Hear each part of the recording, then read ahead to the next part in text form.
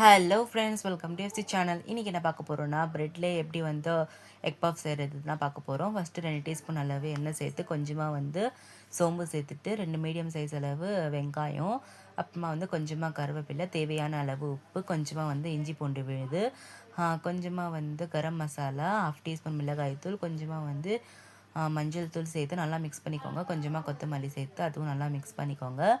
So mix பண்ணிவிட்டு நம்மளோட masala ready ஆகிடுச்சு. இப்போ வந்து இட்லி குண்டனில் வந்து ப்ரீ ஹீட் பண்ணி அதில் தட்டு வச்சு ப்ரெட் எல்லாம் வந்து நம்ம வந்து சூடு பண்ணிக்கலாம். அதுக்கப்புறமா வந்து எக்கை பாயில் பண்ணி ஹாஃபாக கட் பண்ணிக்கோங்க. இப்போ நல்லா வந்து சூடாகி வெந்துருச்சு ப்ரெட்டு.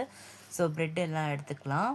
ஸோ இந்த அளவுக்கு வெந்திருக்கணும். அப்போ தான் நம்ம வந்து எக் பஃப் செய்கிறதுக்கு நல்லாயிருக்கும். இந்த மாதிரி வந்து கொஞ்சமாக வந்து இந்த மாதிரி பண்ணிக்கோங்க. அப்போ தான் வந்து கொஞ்சமாக பெருசாக கூப்பிட்டு அதில் வந்து நம்ம செஞ்சு வச்சோம் இல்லையா மசாலா, அது வச்சு அதுக்கு மேலே வந்து ஹாஃப் எக்கு வச்சிடலாம்.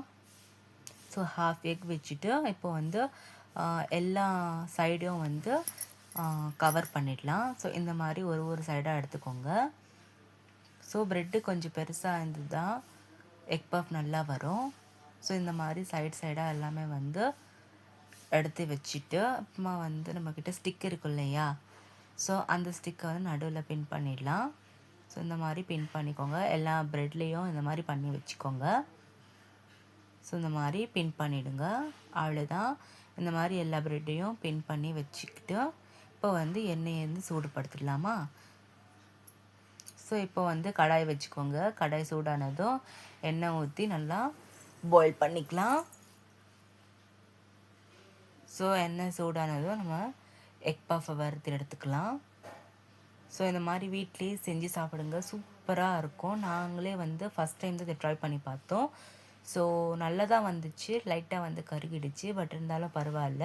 வீட்லேயே செஞ்சு பாருங்கள், சூப்பராக டேஸ்டியாக இருக்குது.